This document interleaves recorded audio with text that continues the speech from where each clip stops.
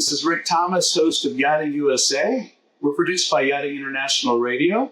And today I have the pleasure of sitting with my friend and associate, Diane Byrne, owner, founder of MegaYacht News. Diane, thanks for joining us today. Welcome to Yachting USA. Thank you. It's good to be here. It's great to have you. This has been something I've been looking forward to. Awesome. Thank you. Good. I'm glad you're in the podcasting world. Coming in, kicking and screaming, and but no, it's more fun than I ever thought it could be. And it's really gotten me connected to a lot of industry friends, as well as making some new friends, which is all it's all about. So we're having a good time, and hopefully at the same time we're disseminating a good message, and people are picking up something from this show that resonates, that means something. You and I were talking, I reiterate that we're a podcast about the business of yachting. So that's unusual. You do the business of yachting. There's one or two others that kind of focus on the business. But so many media are looking at the pretty white boats and the lifestyles that are associated with white boats and all of that. I mean, missing out, I think, on the incredible economic driving force, which is the yachting industry. Mm-hmm. And we are in an amazing industry. Absolutely. And we've been in it for a long time. But I'm only 25, so I can't possibly be that. You're so proud of you, Diane. You're so proud of you. No, I think that, gosh, it had to have been, because I was advertising Power Motor Yacht magazine back in the early 90s. Mm-hmm. Yeah, it was a dilemma to put my money at Power Motor Yacht or Showboats, but that was trying to build a business, and there was a couple well-known media magazines, and that's how you did it back then. Yep. The rags were how you got in front of people. Yep. And we met. Yep. So. Yep. Yeah, you were great, because what I really appreciated was I was taking over the MegaYacht business from Bonnie O'Boyle, who was the founding editor. Yes, I remember Bonnie. Bonnie was great. She sat me down and just told me everything she could possibly teach me until she was ready to retire. She was already retiring and made it clear that she would be gone after a certain while. It was kind of like, here, little bird, you're going to be flying. Wow. So I studied everything I could possibly soak up from her. And I remember her saying that a lot of boats are confidential, a lot of projects are confidential, so just try to go with whoever can talk and every little bit that you can learn. And you guys, when you were running nautical structures, you guys were allowed to talk about what you were doing. Yes. Because the owners understood that I wasn't looking to talk about them. I wasn't looking to talk about the freight count of their sheets and any of those crazy things. Yeah. I just wanted to talk about what was cool, about what was being done. And they let you talk about the knuckle boom cranes, all the different things you were doing. So that gave me something interesting to help educate people. There you go. Now, we both got spanked by a well-known captain, if I recall, for top 100 yachts in the world type of thing. And that was an interesting communication I received from my big friend and unfortunately recently deceased Craig DeFoy. Mm-hmm. We've got some characters in this industry. Indeed. Yeah. Indeed. So tell us about your history. You started out as when I mentioned Power Motor Yacht. So I guess that was really your introduction into the wonderful world of yachting. Yeah. Where did it go from there? How did it go?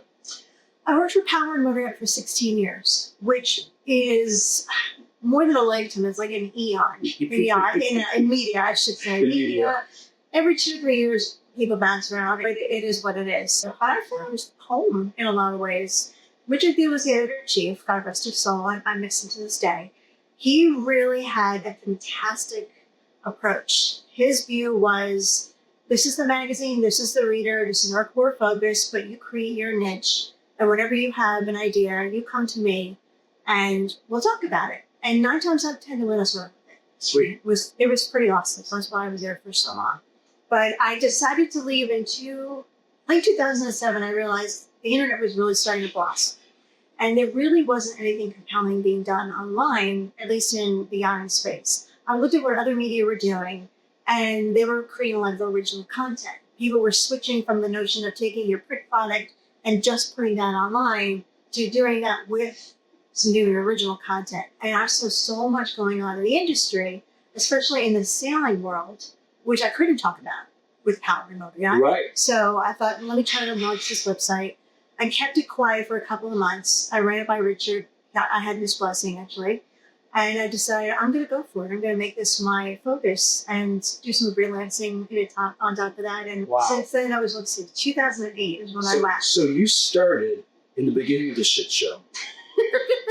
2008 was when the light switch was clicked. Oh, yeah. And so many businesses failed. Mm-hmm.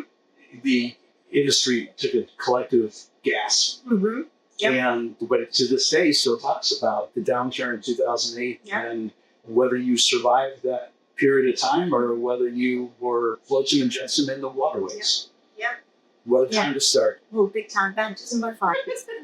But it's no pie. Yeah, well, there you go. And there's a lot to be said for that. It's because you brought a product that had a need, and I think you've met a demand. And plus, I've known you for a long time. You're one of those good people in the industry. People get behind the good people. Yeah. They get invested in your success. It's wonderful.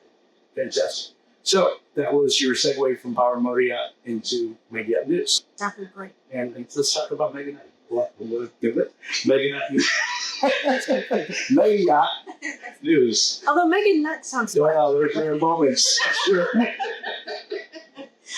So the idea of MegaYacht News when I launched it was to focus on the American market, the consumer Mm-hmm. in the American market, because that's what I was the most familiar with anyway, would be for power and motor yacht. So the thought was, let's do daily content about what's going on in terms of new builds, designs, marina news, destinations, really all the things and all the different aspects that owners and their teams are going to want to know about. That's going to help them make better decisions and really enhance their experience. Right. So that's been the focus since then. And we did it in a variety of different ways. It's a podcast series, audio only, because I'm connected with a lot of people overseas too, and I find nothing more boring than just seeing two talking heads on a screen. Oh, yeah. I tried that my very first one and decided that I've got to go in person. It's the only way that it's really going to resonate and make sense. I totally get it. Yeah. You said your focus is on the U.S. market. Is it remaining that way, or are you more internationally focused now? Well, the audience, I should say, is the American audience is the focus. But obviously, we'll talk about Italian builders, Italian designs, marinas overseas, German, Dutch, Taiwanese, you name it. In addition to obviously American builds, American design, American destinations. Okay. Cool. And so you've been, what, I guess that's 16 years now, 17 years just about? 2007 launched it, yeah. So, wow. And flies. Yeah, July will be. What were you saying about 16 years of one organization? Sorry, can you put that on there? Hey, I made 35 years, so Wow. Yeah. That's enough time on the hamster wheel. There. Right. Fun. So you've seen a lot. That's what I enjoy in our mutual paths in this career. We've watched this industry grow up around us, good, bad, and ugly, and we know where some of the bodies are buried. And hey, most of my NDAs have expired. Just putting it out there. So American boat building. We talk about this. You brought it up in a previous conversation. It's something we want to talk about because I think it's super important. And it's not just important to the U.S. market. I dare say that when I'm talking to my friends in Europe and Turkey and Asia, but really when I think about conversations I've had with some of the Northern European builders, they are by and large in agreement with me that if the American boat building industry is flat, it's damaged, it's hurting, it's not good for the world industry. Yeah, it maybe drives some clients across the pond, but a healthy industry over here is a good way to support the healthy industry in Europe and vice versa. So when I look at what's going on right now, I have some optimism still, but it's unfortunate to see what we've lost over the last couple of decades. Mm-hmm. I agree. And we ideally want to start encouraging ways of turning that around. That's a long term, that's a long view. That doesn't get fixed in a couple of years. It might take a couple of decades, if at all. Hard to say, but because there's economic issues that hinder. But I'm encouraged, and I'll be curious to hear your thoughts. I was talking to Ken Clinton, president of Intrepid, recently. He just opened a factory up in Swans Road, North Carolina. That touches on two topics we're talking about. And the upside there is he's building bigger boats there, moving some of his work from Largo, Florida, on the West Coast, up there to Swansboro. His business and growth, which is he celebrated. And he's hiring good qualified shipwrights and technicians and workers up in North Carolina to build these boats, which is great for the economy, it's great for the local economy, it's great for the yachting economy. So it's there, it's still happening. I'm looking forward to a conversation with the Healy's soon. I followed Vikings history. Amazing. Multi-generational family. Amazing. Coming from your part of the world. Yes. Yeah. The Jersey boys here. And that is also a business you celebrate. So your thought, what are you seeing going on? What's your thoughts about what's happening in the U.S. boat building industry? Seeing some of the major names that have gone out over the years, going back to when you and I were when I was first getting into the industry, Broward was still around. Oh, yeah. They were, my God, they were a juggernaut at the time. So Brown obviously isn't building boats anymore. The name is still active, but the shipyard is not. Yeah, there's no kiosk in there. Yeah, exactly. Trinity Yachts was huge. 60-year age. Yeah. And most of them significant. Right. Yeah. And they're gone. So seeing those names go out and seeing other names go out is obviously distressing. Yeah. Because these were part of that whole ecosystem, right? Spawned so many small businesses from this. Totally. Yeah. Totally. And so there's a ripple effect. There's the yachts not being built, which means the suppliers don't have as much, which means all the places that those new owners would be cruising to, the trickle effect of the local provisioners not getting the business, etc. Right. So that definitely bothers me, and I do want to see more revival come back because there are facilities that are available. That said, what I think kind of gets lost in the conversation is it seems to be more of a focus sometimes on the quantity of builders and not as much on the quality of the builders. Mm-hmm. So you see a lot of articles, and not just in yachting, overall, the countries that have the most this, the top 5, the top 10, etc. Right. And there seems to be almost an implication that whoever has the most is the best. Mm. If that were true, if Italy would build every single yacht, Germany would have no business, Holland would have no business, United States would have no business. Italy has a ton of shipyards. Yeah. A ton of shipyards, especially super yacht builders. They have more, I believe, and if I'm wrong, I easily believe you're correct it. correct. But I really believe they have the most shipyards in terms of this sector. Mm-hmm. So truly nobody else will be building yachts. And Yes. I think that gets lost. Yeah, it is basically, not to be controversial here, yeah, Italy builds a lot of vessels, and some of them were very nice. Most of them were very pretty boats, very nice boats. Honestly, some of them that I've worked on and been around are exercises to me. I said it, but it's real. Not all, but that's a big chunk of what's coming across.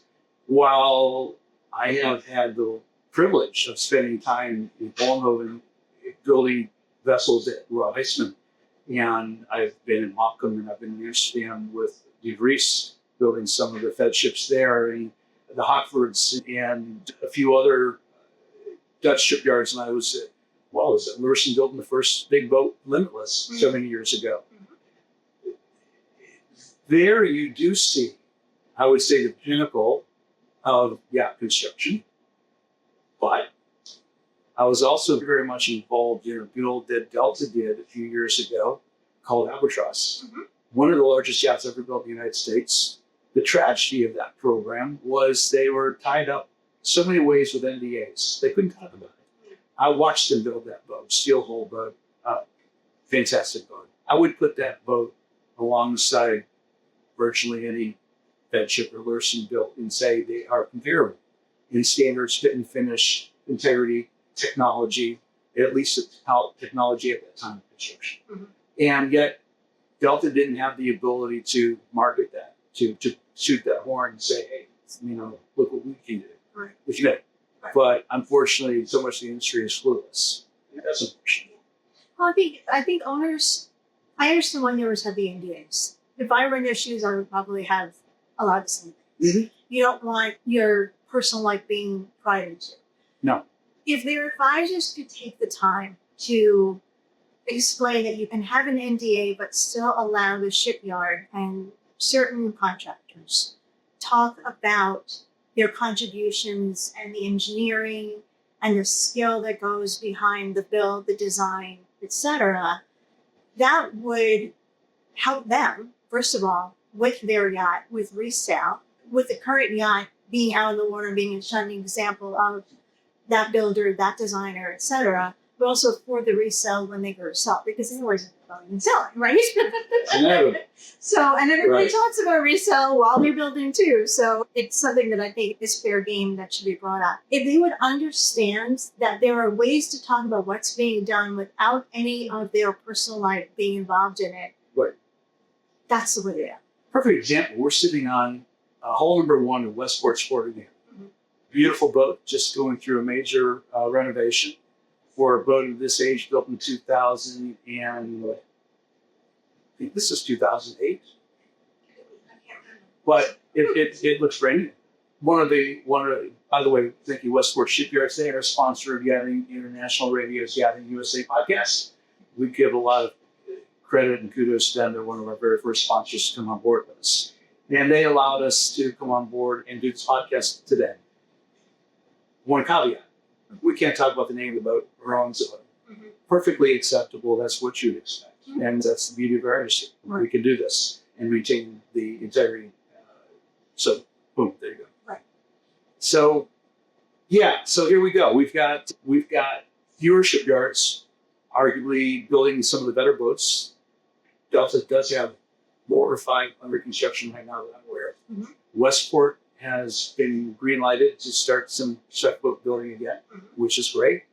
Berger's got a 55-meter project underway. Was involved in that project. 2 55s, yes, and credit where credit's due. We hope that soon they can start the work on the second one. They've got the keel painted, Mhm. but I think not much else is happening, but inevitably will. They got to get that first big one done now. And that will definitely shed a spotlight on the Berger shipyard and what they're doing on the Manitowoc. Tough assignment, because when Berger was building all of those boats so many years ago, you had Palmer Johnson just up the road in Green Bay, or Surgeon Bay rather. And you had a couple of commercial yards up there as well. Mhm. They all went away. And for a period of time, Berger wasn't building very many boats, so they lost a lot of their intellectual property, their brain trust, the people, the ship rights. They've had to recreate that. Tough assignment. Isn't this one Cantier still up there? Yes. Okay, Yeah, they're up there in Surgeon Bay. but that's all commercial. That's all commercial. Now they do, of course, through those programs, you're teaching people how to build ships. Oh, yeah. I mean, it's a transferable technology Yeah. and capabilities, but still, it's not what it was. Right. Used to be, PJ, if they got busy, they could draw from the labor pool down in Manitowoc if Berger was less busy, and vice versa. All of a sudden, Berger had a couple of big projects come in. They could attract and recruit some people from Surgeon Bay, and they played nicely in the same sandbox. And that was good for both companies because they basically mutually trained a wonderful workforce. Right. And that Midwestern mindset, that work ethic is amazing. So you got some Midwesterners there running the show, and they're going to deliver a really cool boat, and look forward to seeing what that looks like. Yeah. So on the subject of workforce, I have a theory, at least stateside, as to why we have such a challenge getting people in the trades. Now, this might be applicable in other countries, but I can only safely say my theory applies to the US. So when you look at what's happened over, say, the past 100 years, so in the history of our country, the late 1800s into the early 1900s was the big influx of immigration. So yes, it was the American dream, right? Absolutely. The melting pot. Exactly. So you had people who had a variety of skills, some not skilled as well, but people who came from all sorts of different countries, having all sorts of different trades, and they all came in because there was a lot of manufacturing back in the day. So that generation gave birth to the baby boomer generation. Mhm. And a lot of the first generation Americans were raised to believe you're going to have a better life. We had to work really hard, all of which was true. Yeah. There was no social services then. Nothing. They worked their fingers to the bone, as the saying goes. Yeah. Right? And it was all because they wanted the kids to have a better life than they had had. They didn't want the kids to struggle. They wanted them to go to school, be the doctor, be the lawyer, be the college graduate, so that you will have a better life and you'll have more money. Because that was the American dream. And that's how everything worked. Baby boomer generation gave birth to Gen X. I'm a proud Gen Xer. I'm also the proud daughter of as I jokingly say, a 1.5 generation American. My mom is the daughter of a Sicilian immigrant. Right. And another Sicilian who was the first in her family to be born, and only in a family to be born in America. And their attitude was, you are going to college. You are going to have a better life. Right. So naturally, we were raised, you're going to college, you're going to have a really good That's the life. mindset. That's the mindset. And until we graduated from school, I graduated, and I'm showing my age here, I graduated from college in 1989, right into a recession. Boom. And it was the realization, I think that was the first real, and it sounds redundant, but the first real realization that having a college degree does not guarantee you anything. No, that's true. Other than you demonstrated the ability to put in the time to achieve something. Right. I'll take it a step further. As a baby boomer who graduated college in 1980, and I like Mike Rowe. Have you ever listened to Mike Yes. Rowe speak? Mm-hmm. And I can relate to this completely because when I was going to high school, one of the curriculum, it's funny, most of the girls took home ec, and most of the guys took shop. And if you walked into our high school, there was a woodworking shop. There was basically an engine mechanic shop. People were bringing in their cars and rebuilding their cars in school, learning how to break down the engine, how to do welding, and how to do all the mechanics. And at the end of the year, a couple people got a new car out of the deal. Right? Sure. These trades were valued. They were recognized as having value. And while in school, you had the opportunity to take a career path to go college bound or trade bound. Both were given, I don't want to say equal weight, but neither was considered a bad decision. Sure. And I don't remember when they did this, but they got rid of that full program. There's no home ec in school now. So boys or girls aren't taught about balancing a checkbook or operating a sewing machine or doing the things you do to operate a house. Right. And there's no shop. There's no pre-trade school programs to get people thinking on that path. So there's a lot of liberal arts degrees that bring no value, but a lot of student debt. Yeah. And that's a horrible way to start your career path. And this is an industry that is, I think, ideal for creating a career path for young people. Right. And there are programs now that you can go into, apprenticeship programs and technical trade programs to learn the skills. That's the beauty of yachting because it is a hand-built product. 100%. Yeah. There are, I think there's a mind shift going on now too, because people are realizing the error of that belief that college education is the only way to go. There is nothing wrong with getting a college degree if it is applicable to what you want to do. College isn't for everybody, and trade school isn't for everybody either. But if someone wants to be a mechanic, if somebody wants to be an engineer, if somebody wants to learn all sorts of different trades, look into the trade schools. Absolutely. Because they are phenomenal in what they're going to teach you. You come out of school without this massive debt. You can go straight into your job. In the marine industry, for example, down in South Florida, the salary is higher than it is for most kids who are coming out of school. Plus, they have the debt that these kids don't have. There you have it. And you can apply that in New York, where you've got things like Webb Institute. You've also got a student Maritime, the State University of New York.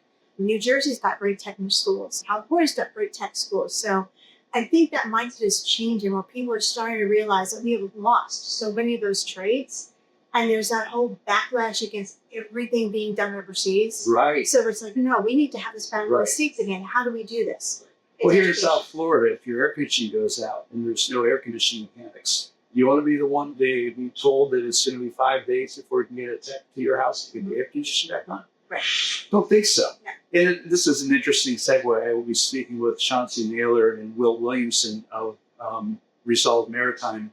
They've got the Resolve Academy. We're going to talk about the way the Academy is lining up to teach these trades and teach new crew and young people how to enter into the maritime industry, whether it's yachting or commercial. And it's enlightening and it's encouraging to see these programs lining up. And there are these resources. And it's our job to get it out there in front of people, let people know these resources exist. Right. Cool beats. It's stuff. Yeah. So that kind of gives us a quick look at the American build industry, the culture of our business, part of the culture of business too. Yeah, I'm on the fence a little bit. All the corporate roll-ups that's going on right now. I've had some really interesting conversations, and I've got more to come, related to big co's that are coming in and buying up a lot of mom and pop marinas and businesses. And we started in an industry that was cottage in a way, wasn't very mature in a lot of aspects, which there's two sides of that coin. Lacked a lot of professionalism in a lot of cases. Now we've got mature businesses, very professionally run and operated. And you've got entities like MarineMax, like Safe Harbor, or sitting in a marine facility that the Kellys own, but purchased Bradford's, purchased Phil Fish, purchased Roscioli. I really respect the vision that I see John and Michael have in where they're investing and what they're trying to do. But I don't necessarily agree that all of this roll-up is good for the industry. What do you see? What's your perspective on this so far? Well, I've had some people tell me things off the record, so I can't name names. There have been concerns with a lot of facilities being owned by one big company. The concern is that there's going to be lack of choice and maybe a homogenization of service, that losing that personal touch that ends up happening when you have all the smaller companies. And I understand that. I totally understand that, because I've been in companies when I worked at Powell and MegaYacht. We were bought out 3, if not 4 times. I swear I lose track. It's happened so many times. But each time we were bought by a bigger company. Yeah. So it was a big group of magazines that we belonged to that were swallowed up by a big media company. That media company, after a couple of years, sold us off to another company. And after a while, you feel like a cog in the wheel. So like, yeah, you are. You do get diluted, and the bigger the company, the less the connection is to the little guys in the trenches, so to speak. That's right. So I understand trepidation, and I understand the concern that it's just going to go away, that personal touch. And anybody that's been watching my show, we don't even need to name the company that Diane's referencing, but we know who it is. So I understand the concern, but what I think needs to be kept in mind is not all consolidation is necessarily bad, and there are ways for the companies that get consolidated to still have the personal touch. That's right. I think what can be a good litmus test is, and this is for the companies themselves to look at too, if the bottom line starts to go down. Of course, nobody wants the bottom line to go down. Why is the bottom line going down? Is it you're getting fewer customers? Is it fewer repeat business? If you see those being the reasons why you're losing business, then you need to dive further and say, okay, what's happening in terms of maybe corporate culture, in terms of the personal touch? Right. If that's what people are missing, then bring it back. Right. I think by the same token, you can look at some corporate consolidation where you've got massive companies. And again, we were a good example of this at Powell and MegaYacht. When we got bought out by one company along the way, we thought, okay, here we go. We've been there, done that, got the t-shirt kind of thing. Right. And we thought it's going to be messed with. The budgets are all going to blow up. Nothing is going to be under our control. It was interestingly the opposite. They actually sat down with us and said, you guys know what you're doing. You're doing well. Keep it up.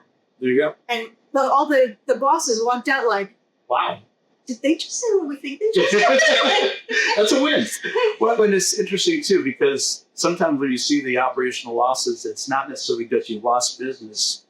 For instance, if you are putting a significant investment into your acquisitions, and I know from my conversation with Ken Clinton that RE/MAX has invested significantly in Intrepid, one of their acquisitions, and they've been part of opening a new factory and the tooling and all that. That takes a lot of money. And Intrepid, when it stood on its own, couldn't do that. And Ken was very clear to say, it was good for my business to be acquired and brought into the RE/MAX family.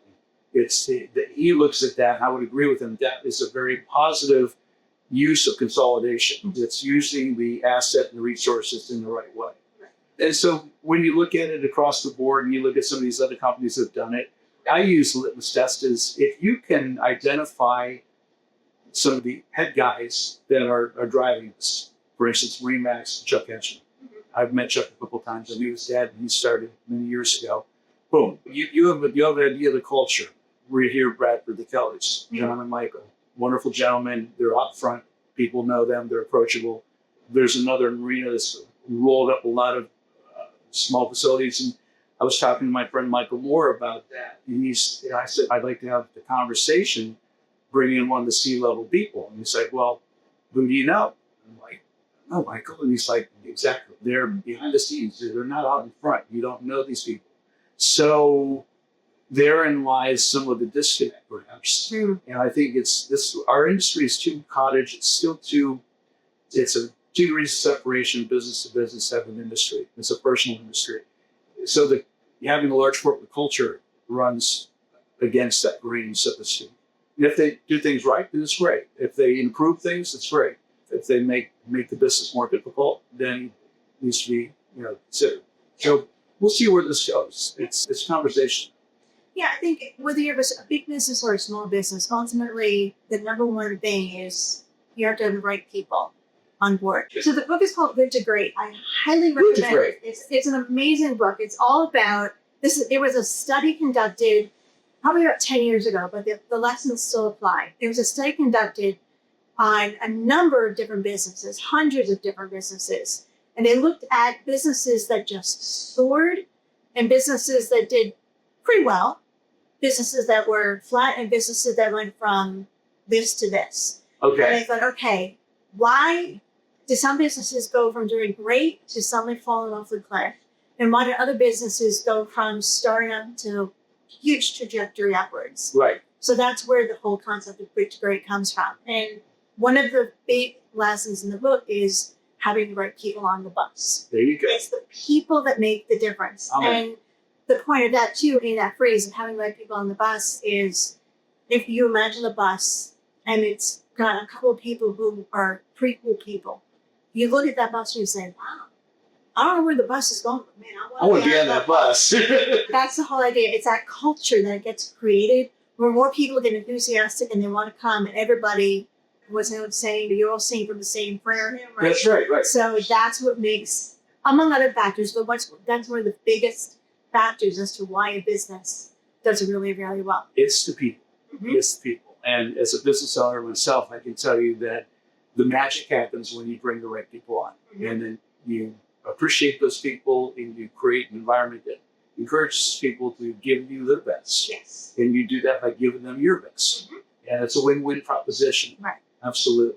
And that's, again, what I love about this industry, because we spawn so many small businesses. We are, with some exception, but very little exception, a very inclusive industry. If you're in and you're recognized as a good guy, a good player, a good business person, there are so many organizations that lift you up and help you up. You are still a board member of the USSA. I am a previous board member of the USSA. Love the organization. And I point to that organization as an entity that if you are in this industry, particularly in the United States, you should be part of. In fact, you're crazy not to. And I say the same thing. I've mentored people that come into this industry and say, how do I become successful? It's like, well, show up and make yourself available and do well for others. That's a big topic of my part. And you can do that by mentoring people or being mentored. Sure. Organizations like YPY, Young Professionals in Yachting. Hate you guys because you didn't exist when I needed you most. But I love mentoring with those people, and I'm on the record establishing OPY organization, which will be launching soon, Old Professionals in Yachting. So that's real. I own that, by the way. But you've got a lot of other places you can plug in. I'm not a yacht broker, but I'm a long-term member of WIBO, International Yacht Brokers Association.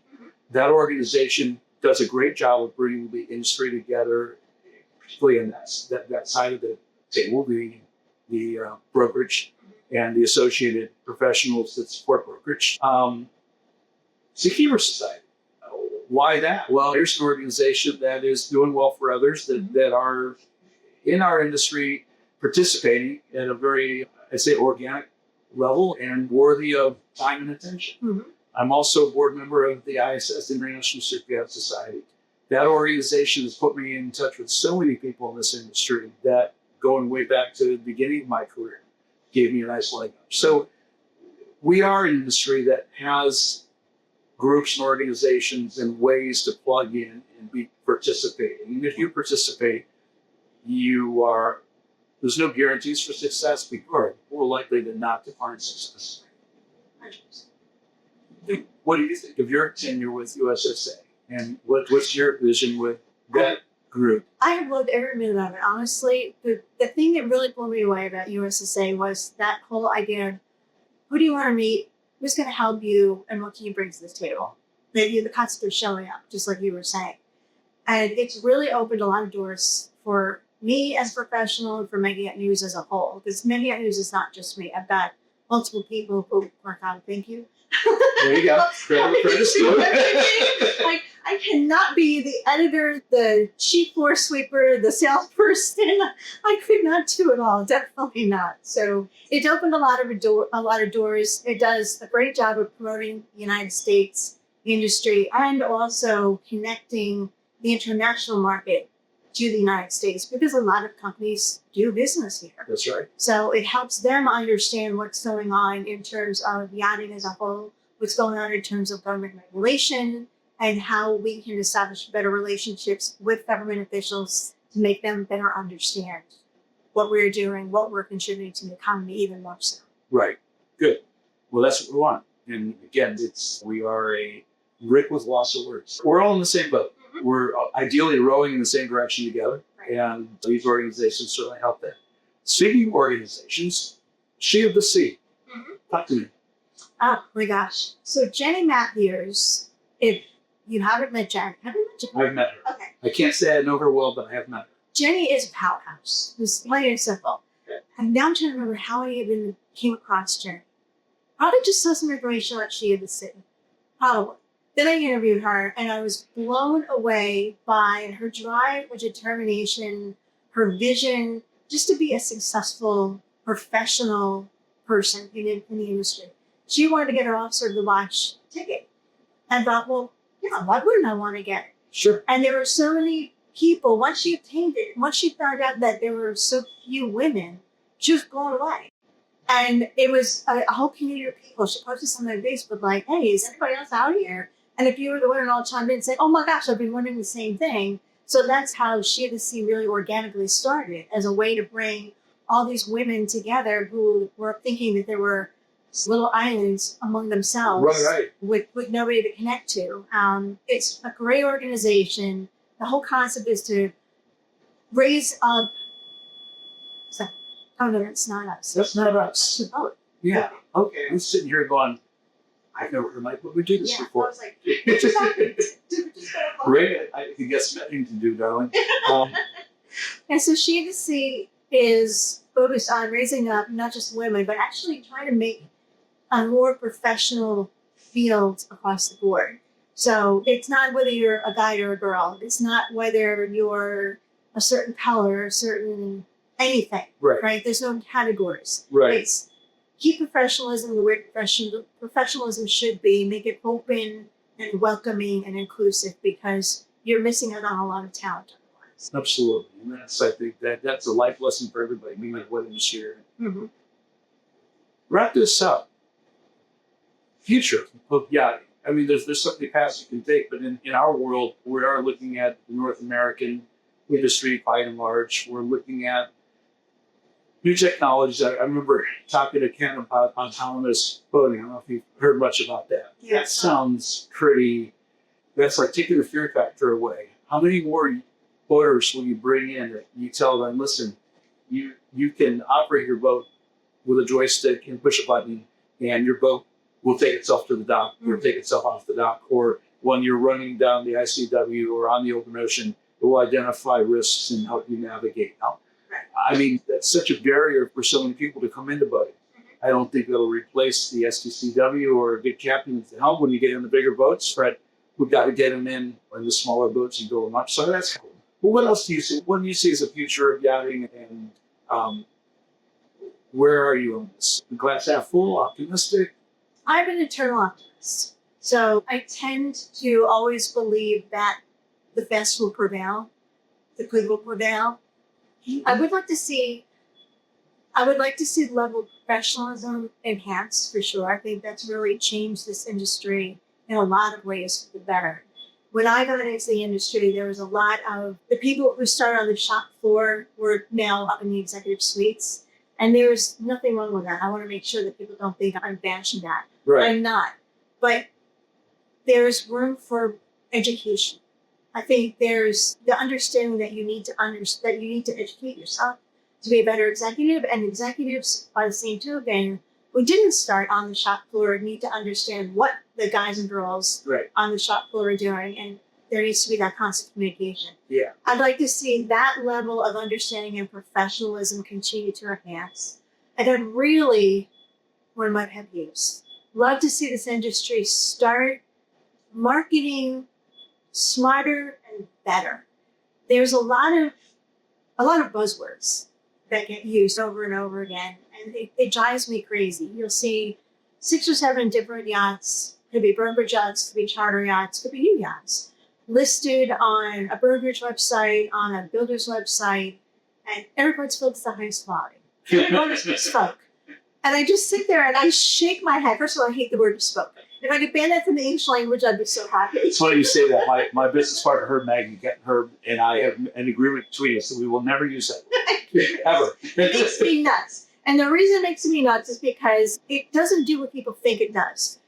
The industry suddenly got very conscious of the word custom being used a lot because there's custom conditions. It's really custom. Yeah. Some of the custom yacht builders suddenly decided that custom was being used by too many companies and therefore lost its meaning, so they all switched to the word bespoke. Well, I will tell you right now, if you go on Cole's website or you go on Amazon, it's probably still on Amazon, and you Google, actually just go to Google, forget about going to Cole's and Amazon. Go to Google and Google the term bespoke face mask. You will come up with Amazon.com and you will come up with Cole's website because there were bespoke face masks being produced. There's also a bespoke refrigerator model by Samsung. Wow. Yeah. Okay. Well, when you see a company like Samsung start to use the term bespoke to make its refrigerators sound better, you know it's time to abandon the word. run as fast as you can. There's nothing wrong with the word custom. Custom means custom. Right. Uniquely created for you. Right. And honestly, that's the heart and soul that I grew up with in this industry. My business, Nautical Structures, when I started it, was all about addressing that need. At a point in time where shipyards were building some really interesting boats and starting to push the envelope a little bit. I remember sitting down with Ken Dennison and Richard Hine in their offices right at the river from here, and developing some product for some of the Browers seating built back in the late 90s, actually early 90s. And that was custom. And the stuff we were doing with a lot of the other shipyards, very unique custom stuff that made these boats unique, not bespoke. Yeah. And that is still what makes this industry what it is. You can go and have a boat like we're sitting in built for you, and you can have it built for you. Right. That's custom. That's custom. Yeah. And then you can talk about to what standard you have it built for you. Right. Because there are good, better, best, exceptional, ultra exceptional, over the freaking top.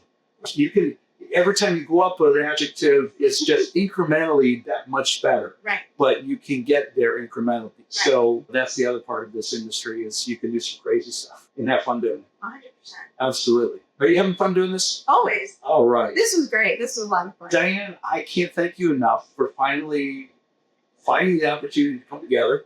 And God, we've had such a run over the last couple decades, 3 decades together. I got another one in me, I'm sure of it. And I'm having a good time with this. I thank you so much for joining Yachting USA. It's been a blast. Until we have the next opportunity to follow up, I wish you well. Thank you. And nothing but success. Thanks. All right. Yachting USA. Hey, MegaYacht News. MegaYacht News. Let's make it work.